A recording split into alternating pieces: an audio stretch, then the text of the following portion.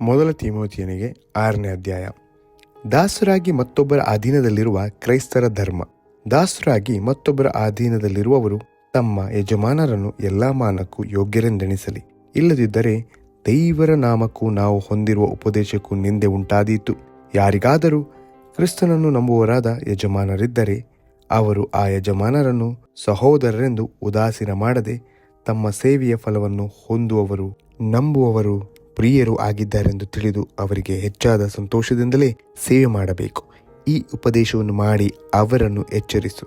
ತಿಮೋಥೆಯನು ತಪ್ಪಾದ ಬೋಧನೆಗೂ ಹಣದಾಶೆಗೂ ದೂರವಾಗಿದ್ದು ಸಧರ್ಮವನ್ನು ಅನುಸರಿಸುವವನು, ಬೋಧಿಸುವವನು ಆಗಿರಬೇಕೆಂದು ಖಂಡಿತವಾಗಿ ಎಚ್ಚರಿಕೆಯು. ಯಾವನಾದರೂ ಬೇರೆ ವಿಧವಾದ ಉಪದೇಶವನ್ನು ಮಾಡಿ ನಮ್ಮ ಕರ್ತನಾದ ಯೇಸು ಕ್ರಿಸ್ತನ ಸ್ವಸ್ಥವಾದ ಮಾತುಗಳಿಗೂ ಭಕ್ತ್ಯಾನುಸಾರವಾದ ಉಪದೇಶಕ್ಕೂ ಸಮ್ಮತಿಸದೆ ಹೋದರೆ ಅವನು ಒಂದನ್ನು ತಿಳಿಯದೆ ಕುತರ್ಕ ವಾಗ್ವಾದಗಳನ್ನು ಮಾಡುವ ಭ್ರಾಂತಿಯಲ್ಲಿದ್ದು ಮದದಿಂದ ಕಣ್ಣುಗಾಣದವನಾಗಿದ್ದಾನೆ. ಇವುಗಳಿಂದ ಹೊಟ್ಟೆ ಕಿಚ್ಚು, ಜಗಳ, ದೂಷಣೆ, ದುಸ್ಸಂಶಯ ಇವುಗಳು ಉಂಟಾಗುತ್ತವೆ. ಇದಲ್ಲದೆ ಬುದ್ಧಿಗೆಟ್ಟು ಸತ್ಯವಿಹೀನರಾಗಿದ್ದು ದೈವ ಭಕ್ತಿಯನ್ನು ಲಾಭ ಸಾಧನವೆಂದೆಣಿಸುವ ಈ ಮನುಷ್ಯರಲ್ಲಿ ನಿತ್ಯವಾದ ಕಚ್ಚಾಟಗಳು ಉಂಟಾಗುತ್ತವೆ. ಸಂತುಷ್ಟಿ ಸಹಿತವಾದ ಭಕ್ತಿಯು ದೊಡ್ಡ ಲಾಭವೇ ಸರಿ. ನಾವು ಲೋಕದೊಳಕ್ಕೆ ಏನು ತಕೊಂಡು ಬರಲಿಲ್ಲವಷ್ಟೇ, ಅದರೊಳಗಿಂದ ಏನು ತಕೊಂಡು ಹೋಗಲಾರೆವು. ನಮಗೆ ಅನ್ನ ವಸ್ತ್ರಗಳಿದ್ದರೆ ಸಾಕು.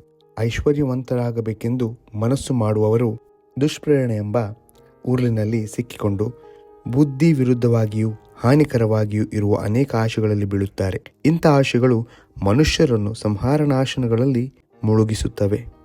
ಹಣದಾಸೆಯು ಸಕಲ ವಿಧವಾದ ಕೆಟ್ಟತನಕ್ಕೆ ಮೂಲವಾಗಿದೆ. ಕೆಲವರು ಅದಕ್ಕಾಗಿ ಆತುರಪಟ್ಟು ಅದರಿಂದ ಕ್ರಿಸ್ತ ನಂಬಿಕೆಯನ್ನು ಬಿಟ್ಟು ಅಲೆದಾಡಿ ಅನೇಕ ವೇದನೆಗಳಿಂದ ತಮ್ಮನ್ನು ತಿವಿಸಿಕೊಳ್ಳುತ್ತಾರೆ. ಎಲೆ ದೇವರ ಮನುಷ್ಯನೇ, ನೀನಾದರೂ ಇವುಗಳಿಗೆ ದೂರವಾಗಿರು.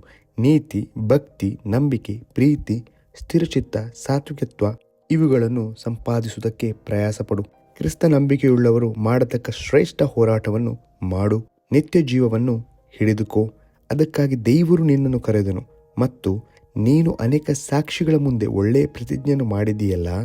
ಸರ್ವಸೃಷ್ಟಿಗೆ ಜೀವಾಧಾರಕನಾದ ದೇವರ ಮುಂದೆಯೂ ಪೊಂತ್ಯ ಪಿಲಾತನ ಕಾಲದಲ್ಲಿ ಶ್ರೇಷ್ಠ ಪ್ರತಿಜ್ಞೆಯನ್ನು ತಾನೇ ಸಾಕ್ಷಿಯಾಗಿದ್ದು ಸ್ಥಾಪಿಸಿದ ಕ್ರಿಸ್ತ ಯೇಸುವಿನ ಮುಂದೆಯೂ ನಾನು ನಿನಗೆ ಖಂಡಿತವಾಗಿ ಹೇಳುವುದೇನೆಂದರೆ, ನಮ್ಮ ಕರ್ತನಾದ ಯೇಸು ಕ್ರಿಸ್ತನು ಪ್ರತ್ಯಕ್ಷನಾಗುವ ತನಕ ನೀನು ಸುವಾರ್ತೆಯ ವಿಧಿಯನ್ನು ನಿಷ್ಕಳಂಕವಾಗಿಯೂ ನಿಂದಾರಹಿತವಾಗಿಯೂ ಕಾಪಾಡಬೇಕು. ಭಾಗ್ಯವಂತನಾದ ಏಕಾಧಿಪತಿಯು ತನ್ನ ಕ್ಲುಪ್ತ ಸಮಯದಲ್ಲೇ ಆತನನ್ನು ಪ್ರತ್ಯಕ್ಷಪಡಿಸುವನು. ಆ ಏಕಾಧಿಪತಿಯು ರಾಜಾಧಿರಾಜನು, ಕರ್ತರ ಕರ್ತನು, ತಾನೊಬ್ಬನೇ ಅಮರತ್ವವುಳ್ಳವನು, ಅಗಮ್ಯವಾದ ಬೆಳಕಿನಲ್ಲಿ ವಾಸ ಮಾಡುವವನು ಆಗಿದ್ದಾನೆ. ಮನುಷ್ಯರಲ್ಲಿ ಯಾರೂ ಆತನನ್ನು ಕಾಣಲಿಲ್ಲ, ಯಾರೂ ಕಾಣಲಾರರು. ಆತನಿಗೆ ಮಾನವೂ ನಿತ್ಯಾಧಿಪತ್ಯವೂ ಇರಲಿ. ಆಮೇನ್. ಇಹಲೋಕ ವಿಷಯದಲ್ಲಿ ಐಶ್ವರ್ಯವುಳ್ಳವರು ಅಹಂಕಾರಿಗಳಾಗಿರದೆ, ಅಸ್ಥಿರವಾದ ಐಶ್ವರ್ಯದ ಮೇಲೆ ನಿರೀಕ್ಷೆಯನ್ನಿಡದೆ, ನಮ್ಮ ಅನುಭವಕ್ಕೋಸ್ಕರ ನಮಗೆ ಎಲ್ಲವನ್ನು ಹೇರಳವಾಗಿ ದಯಪಾಲಿಸುವ ದೇವರ ಮೇಲೆ ನಿರೀಕ್ಷೆಯನ್ನಿಡಬೇಕೆಂತಲೂ, ವಾಸ್ತವವಾದ ಜೀವವನ್ನು ಹೊಂದುವುದಕ್ಕೋಸ್ಕರ ಅವರು ಒಳ್ಳೆಯದನ್ನು ಮಾಡುವವರು, ಸತ್ಕಾರ್ಯಗಳಲ್ಲಿ ಐಶ್ವರ್ಯವಂತರು, ದಾನ ಧರ್ಮಗಳನ್ನು ಮಾಡುವವರು, ಪರೋಪಕಾರ ಮಾಡುವವರು ಆಗಿತ್ತು. ಮುಂದಿನ ಕಾಲಕ್ಕೆ ಒಳ್ಳೆ ಅಸ್ತಿವಾರವಾಗುವಂಥವುಗಳನ್ನು ತಮಗೆ ಕೂಡಿಸಿಟ್ಟುಕೊಳ್ಳಬೇಕೆಂತಲೂ ಅವರಿಗೆ ಆಜ್ಞಾಪಿಸು. ಎಲೆ ತಿಮೋಥೆಯನೇ, ಜ್ಞಾನೋಪದೇಶವೆಂದು ಸುಳ್ಳಾಗಿ ಹೇಳಿಕೊಳ್ಳುವ ಬೋಧನೆಗೆ ಸಂಬಂಧಪಟ್ಟ ಪ್ರಾಪಂಚಿಕವಾದ ಆ ಹರಟೆ ಮಾತುಗಳಿಗೂ ವಿವಾದಗಳಿಗೂ ನೀನು ದೂರವಾಗಿದ್ದು ನಿನ್ನ ವಶಕ್ಕೆ ಕೊಟ್ಟಿರುವುದನ್ನೇ ಕಾಪಾಡು. ಕೆಲವರು ಆ ಸುಳ್ಳಾದ ಜ್ಞಾನವನ್ನು ಅವಲಂಬಿಸಿ ಕ್ರಿಸ್ತ ನಂಬಿಕೆಯಿಂದ ಭ್ರಷ್ಟರಾದರು. ಕೃಪೆಯು ನಿಮ್ಮೊಂದಿಗೆ ಇರಲಿ ಎಂಬುದೇ.